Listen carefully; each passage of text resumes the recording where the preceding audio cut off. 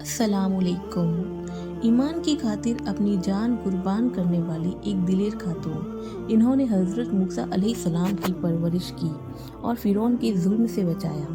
لیکن جب اس خاتون نے اللہ پر ایمان لایا تو ایسا کیا ہوا کہ اس خاتون کو دنیا کی عظیم ترین خاتون کا لقب دیا گیا، اور کیسا سلوک کیا تھا فرعون نے ان کے ساتھ میں۔ فرعون مصر کا ایک ظالم بادشاہ تھا۔ مصر میں آباد قوم بنی اسرائیل کو غلام بنا رکھا تھا اور ان پر ظلم کے پہاڑ توڑا کرتا تھا۔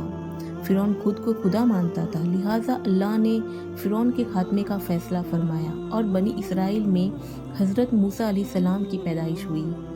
جب حضرت موسیٰ علیہ السلام کی پیدائش ہوئی، ان دنوں فرعون نے حکم دے رکھا تھا کہ بنی اسرائیل میں کوئی بھی بچہ پیدا ہو تو اسے مار دیا جائے۔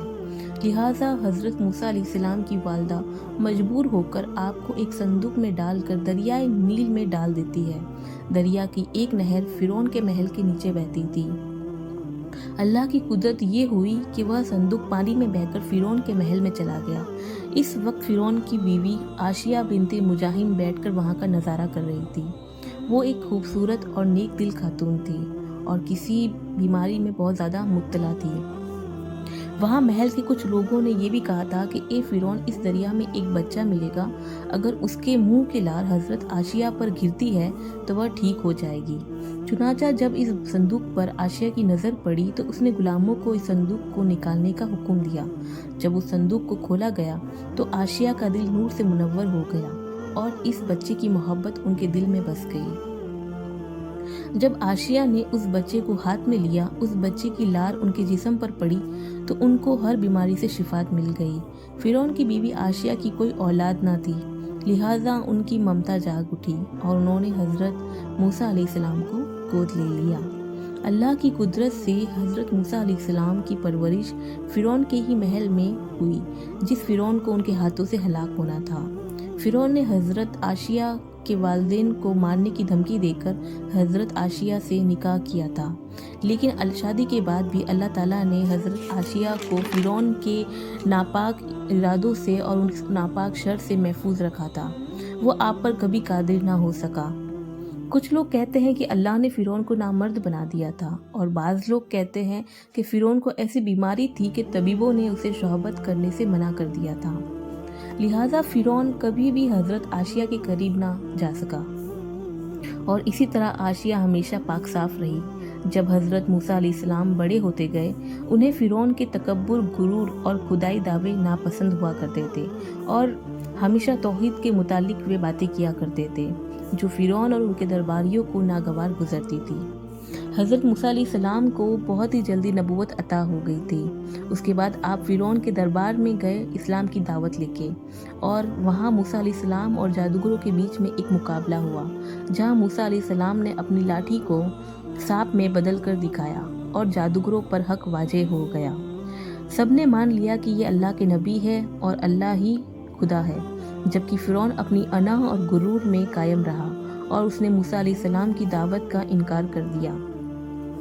اسی دربار میں بیوی آسیہ بھی موجود تھی۔ جب انہوں نے یہ معجزہ دیکھا تو آپ موسیٰ علیہ السلام پر ایمان لے آئی اور اللہ کو اپنا خدا مان لیا، لیکن بیوی آسیہ فرعون کے ظلم کو بھی جانتی تھی، اسی لیے انہوں نے ایمان کا اظہار نہ کیا اور چھپ چھپ کر اللہ کی عبادت کرتی تھی اور اللہ سے استغفار کیا کرتی تھی، اور یہ دعا کرتی تھی کہ اے اللہ، مجھے فرعون اور اس کے عمل سے نجات دے دے۔ ایک دن فرعون کو حضرت آسیہ کے اللہ پر ایمان لانے کی خبر ہو گئی، لہٰذا فرعون نے حضرت آسیہ کو دربار میں بلایا اور پوچھا کہ تم کسے اپنا معبود مانتی ہو؟ حضرت آسیہ نے دلیری کے ساتھ میں جواب دیا کہ میں موسیٰ کے رب پر ایمان رکھتی ہوں، جو میرا، تیرا، ہم سب کا خدا ہے۔ فرعون اس جواب پر بہت غصہ ہو گیا۔ پورے مصر میں یہ بات پھیل گئی کہ فرعون کی بیوی نے موسیٰ کا مذہب قبول کر لیا۔ پہلے تو فرعون نے حضرت آسیہ کو پیار سے اور پھر ڈرا دھمکا کے مجبور کیا موسیٰ کے مذہب کو چھوڑنے کے لیے، لیکن جب اس سے بات نہ بنی تو انہوں نے حضرت آسیہ کو चट्टान जैसे जब उन्होंने उसके चट्टान जैसे मजबूत ईमान को देखा तो उसने जुल्म से काम लेने की ठान ली। फिरौन ने अपने गुलामों को ये हुक्म दिया कि हज़रत आशिया को तपते हुए रेगिस्तान में लेटा दिया जाए। लिहाजा आशिया को तपते रेगिस्तान में छोड़ दिया गया। फिरौन वहाँ दौरा करता रहा और बोलता रहा कि तू बाज आ जा, छोड़ दे मूसा के मजहब को, मूसा के रब को। लेकिन आशिया को कोई फ़र्क ना पड़ा, क्योंकि आपको जन्नत की लाफानी मोहब्बत पर ईमान था जो अल्लाह ने उन्हें अता करने का वादा किया था। जब फिरौन ने आशिया की साबित कदमी को देखा तो उनको शहीद करने का फैसला कर दिया। उसने अपने गुलामों को कहा कि बड़ी से बड़ी चट्टान लेके आओ और आशिया को लिटा कर वो चट्टान उस पर गिरा दो। लिहाजा जब आशिया को लिटाया गया तब अल्लाह ने उनका हिसाब हटा दिया और उनको जन्नत की नेमतें और उनका महल दिखाया। फिर चट्टान उन पर गिरा दी गई और वो वहीं पर शहीद हो गई। देखा अपने व्यूअर्स, जो हज़रत आशिया थी, उनका ईमान कितना मजबूत था, जो फ़िरौन से बिल्कुल भी ना डरी। फ़िरौन ने उन पर बहुत सारे जुल्म किए थे ताकि वो अपने ईमान से पीछे हट जाए, लेकिन जो हज़रत आशिया थी उन्होंने बिल्कुल भी अपने ईमान को ना छोड़ा। ये उनका फ़ैद था, ये उनका ईमान था। और उन्होंने हज़रत मूसा अलैहिस्सलाम पर सिर्फ ईमान ही नहीं लाया बल्कि उनकी बहुत अच्छी तरीके से उनकी परवरिश भी की थी। इसीलिए आज जन्नत में भी उनको बहुत ही अच्छा लक़ब मिला है और जन्नत में उनका अच्छा मुकाम है। अगर आपको मेरी ये वीडियो पसंद आई हो तो आई होप आप शेयर करेंगे इस वीडियो को और आप लाइक भी कीजिएगा। जज़ाकल्लाहु खैर।